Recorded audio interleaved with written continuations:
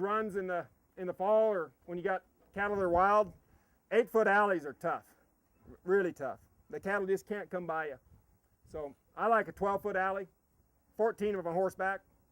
But so smaller bunches, find you a pen, something to get those cattle where they can come by you. All right. Okay. Well, hopefully that, yes, sir. Just one thing, I haven't heard you mention it, and one thing I'm telling lots of the kids at our place quite a bit is when you're trying to fish one out of a group, I always tell them don't look them in the eye. They know when you're looking at them, and they seem to get more panicked, and they'll run to the back more. They're harder to get out if you look at them in the eye. Or running by, if you're running some down the alley, you got one guy halfway down, just standing on the side, always tell them, look away, don't look them in the eye, they won't go by. Well, that's a good point. That depends. Sometimes you can use looking them in the eye to your advantage. If you have one that's a little wild and there's a bunch of gentle cattle in and you look at it with your eyes, you can send them out by you. So I agree with that, and I forget it because I think I just naturally do it. I've never really thought about that too much until here lately. But you can use your eye, your chest, and you can put a lot of pressure on an animal that's real sensitive like you're talking about. You can stop movement or you can create movement. So that's a very good point, and I think it's, just turning your head back at an alley, sometimes those cattle will come by you. I've seen this all my life in the horse world. You'll see people that they're trying to get their horse to go across a creek. And they're looking down, and they're looking down, and they're kicking their horse, and they don't really want him to go anyway, but they're looking down. And I'll say, why don't you look up at the sky, or up at the horizon? As soon as they look up, their horse goes right across. There's such subtle movements that we make with these cattle that really create problems or good. We were weighing cattle, my wife and kids and I, we had a big yearling deal, and we were weighing cattle in, and my two kids and I were horseback, and we were pulling cattle out of the pen, and my wife and the owner of the cattle were at the scale, and he was running the gate and my wife was weighing cattle. And we had a lot of cattle to weigh, and it was a busy day, and this fella, he was a big operator. And we're getting along just fine, and my kids are doing great, and we're working, everything's going great. They're coming down this hill and they're going right on the scale. He gets a phone call, and I see him up there, and he's talking, and he's ticked off, and pretty soon the cattle won't work. And we're having to fight these cattle up, and we're really having trouble. And I said, what the hell's wrong? And my daughter was up there and heard it. She says, well, Fred's mad. Somebody called him, and he'd bought a real expensive bull, and they put him in a pen, and he got electrocuted, and it killed his expensive bull, and he was ticked off. And just Fred's demeanor, just him being angry, those cattle wouldn't go by him anymore. So you're right on. Yeah, but you can use it to advantage or not. Either way, I really think that. There's a real good website, and I don't know if any of you have heard of Bud Williams. He's an interesting man, I'll say, and I think he's brilliant, but he's really hard to learn from sometimes. He's really hard on people sometimes, especially me. I don't know why he's so mean to me, but anyway.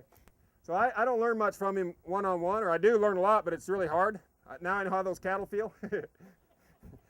But he's got a website right now, and it's a Stockmanship, just Stockmanship, and it's a subscription deal. And he talks about marketing and cattle handling, and I really recommend it. And somebody asked a question there the other day about looking cattle in the eye, and he said you got to look at cattle, but don't look them directly in the eye or be too aggressive. And so you're good point. Yeah. Okay. Anybody else? This looks like a kind of a nice place right here. This is a good place to work, boys. I think you did good. So anyway, well, I don't know if I did you any good out here or not, but remember, it's not all about less pressure. It's about more pressure at the right time and learning how to do it. And you can do it.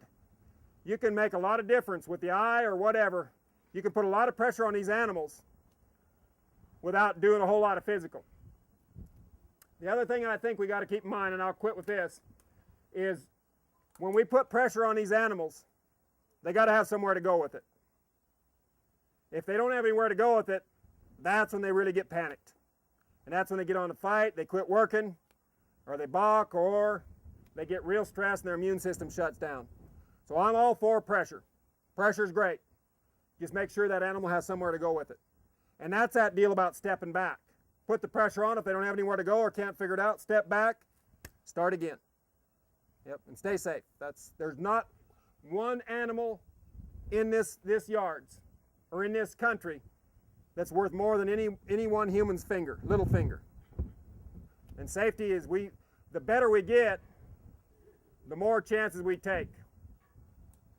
And that's when people really get hurt. And I've had a lot of friends that aren't cowboys anymore. Either can't or they've hurt themselves. So be safe and really think about our industry. It's a great industry, and I'm really proud to be a part of it. So proud to be here today. Thank you.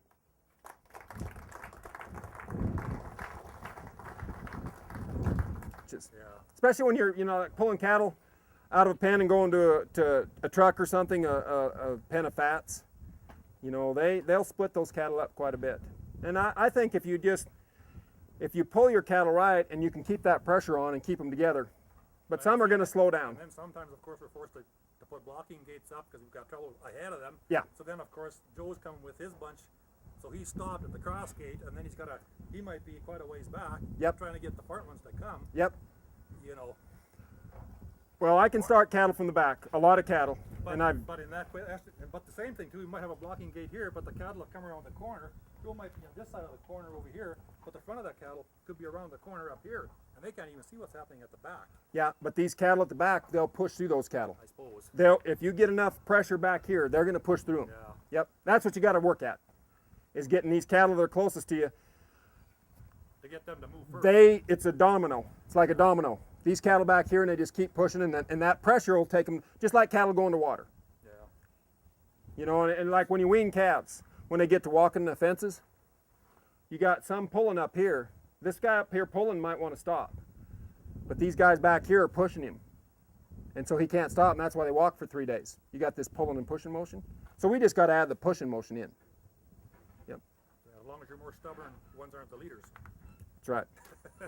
But in an alley, you can put enough pressure on. The other day we were moving some cattle, and we had a bull that was holding cattle up you've seen them when they stop you at a gate. Yeah. And he was really good. He could stop them damn cows, but my wife and I, we just kept putting pressure, and pretty soon he just got frustrated and went with them. He couldn't stop us anymore. Yeah.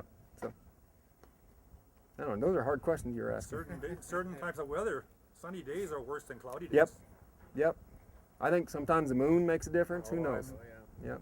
I don't know if the moon makes a difference to the cattle or the people. Pressure changes that come in too make a difference. I think so. Yeah, I think there's a lot, but we can't change the moon, and I can't change my wife, so I'll just keep going with it.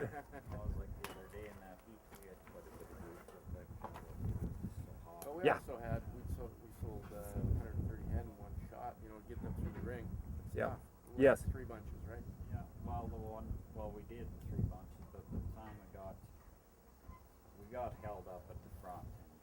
But we had 2 of them. Get into See, the that's the ring, problem in so an auction then ring, we is they're all forced of to a come from the right outside like it is right here, and then they come they got to make a corner and come into an area that's under the roof, quite a bit darker than it is here. Yes. But they're forced to come into a shadow on the edge of the building, make the corner, and then go into a brightly lit sales ring. Sale ring with noise and people and movement. And, yeah, it's tough. We consistently have a chronic problem making that bend. Yep. Some cattle will zip around there like a Joe Dam. The next bunch, one at a time or something like Yep. that. They just I know.